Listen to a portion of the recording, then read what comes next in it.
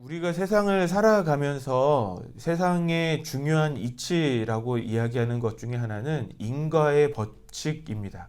원인이 있으면 분명히 결과가 있다는 것입니다. 그래서 그 결과를 보면 그 원인이 어떠하다라는 것을 알 수 있는 것입니다. 또 예수님께서도 열매로 그 나무를 알아볼 수 있다고 말씀하시기도 하셨습니다. 오늘 본문에 보면 데마 사람 엘리바스가 그 인과관계를 이야기하면서 욥을 정죄하며 비난하는 내용이 나옵니다. 우리가 3장에서 욥의 한탄이 끝나고 이제 바로 대만 사람 엘리바스가 그 한탄에 대한 답변을 시작하는 내용입니다. 엘리바스가 이 욥의 한탄이 끝나기를 기다렸던 것처럼 보입니다. 2절 말씀을 우리가 같이 보겠습니다. 시작. 누가 내게 말하면 내가 실증을 내겠느냐? 누가 참고 말하지 아니하겠느냐? 이것을 세번역 성경으로 다시 보면 누가 내게 말을 걸면 너는 짜증스럽겠지? 짜증을 낼 것 같아 조심스럽지 말을 하지 않으려고 했지만 참을 수가 없다라고 번역하고 있습니다. 욥의 한탄 뒤에 그러니까 말을 걸면 욥이 혹시 실증을 내거나 짜증을 낼까봐 좀 조심스럽게 이제 말을 시작하겠다는 것입니다. 그렇지만 해야 할 말을 해야 되겠다라면서 말을 시작하고 있는 것이죠. 엘리바스는 지금 욥 앞에 욥을 위로해주기 위해서 그 먼 길을 걸어서 욥 앞에 와 있습니다. 그리고 욥의 그 고난을 7일 동안 욥이 그렇게 슬퍼하고 울 동안 그 7일을 함께 울면서 그 고난에 함께 했습니다.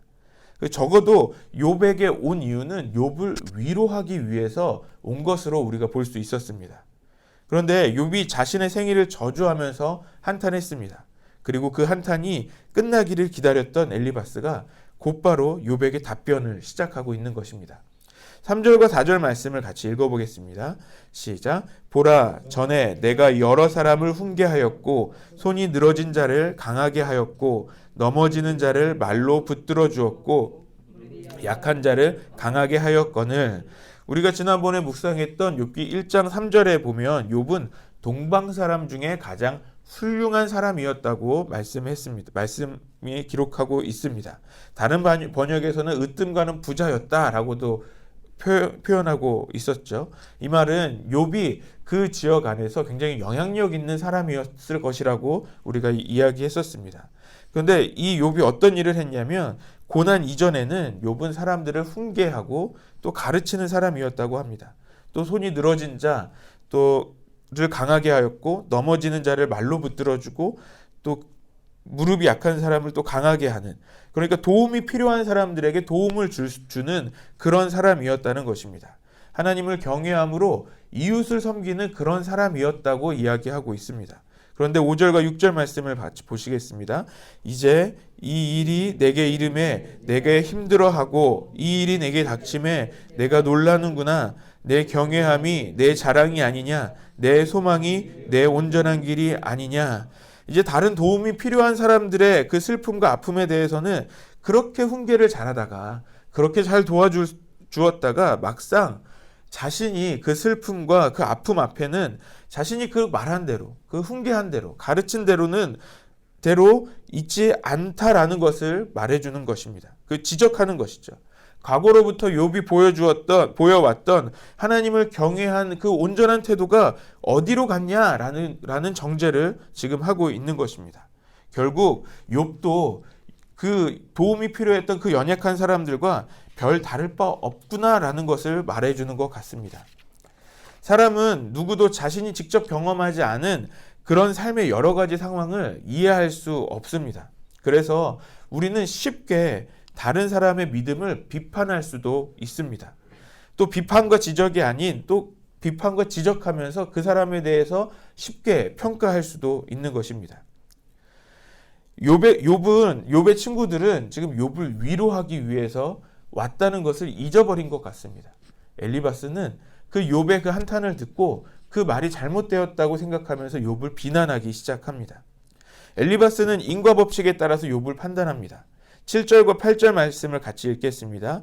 시작. 생각하여 보라. 죄 없이 망한 자가 누구인가? 정직한 자의 끊어짐이 어디 있는가?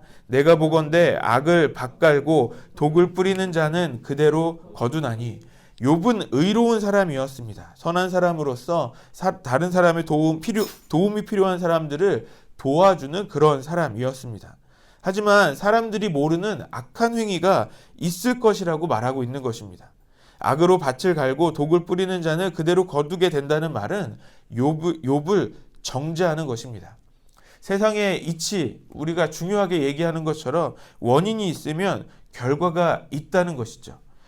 죄 지은 자는 결국 망하고 올바르게 사는 사람은 결코 망하지 않는다는 것입니다.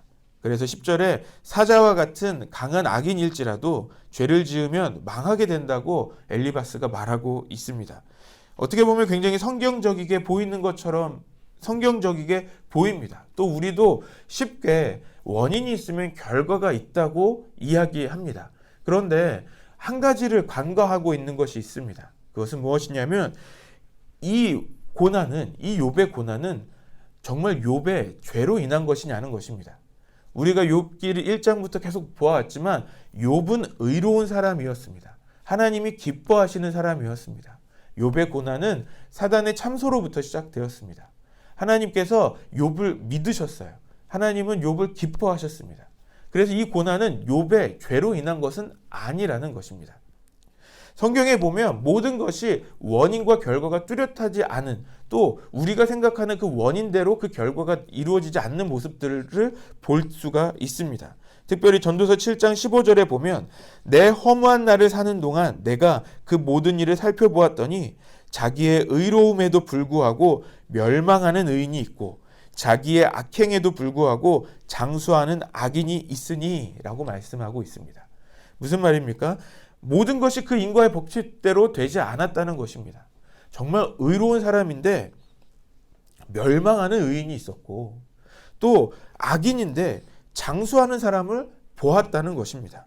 우리 주변에도 그런 사람들을 많이 볼 수 있지 않습니까? 심은 대로 거둔다는 이 삶의 원리가 늘 적용되는 것은 아닙니다.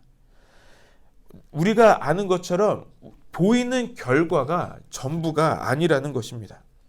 우리는 보이지 않는 그 하나님의 뜻을 오히려 더 알아야 합니다. 우리의 눈에 보이는 그 결과로 모든 것을 판단하지 말고 이 결과가 이루어진 또 이 문제 가운데 있는 하나님의 뜻이 무엇인지를 우리가 더 알아야 합니다. 욥의 고난은 하나님의 뜻이 있었습니다. 우리 또 잘 아는 것처럼 아브라함에게 이삭을 바치라고 하셨던 그 하나님의 뜻이 분명히 있었습니다. 아브라함의 그 믿음을 보시고자 했던 그 하나님의 뜻이 있었기 때문에 하나님께서 아브라함을 시험하셨습니다. 욥의 고난도 그와 같은 것입니다.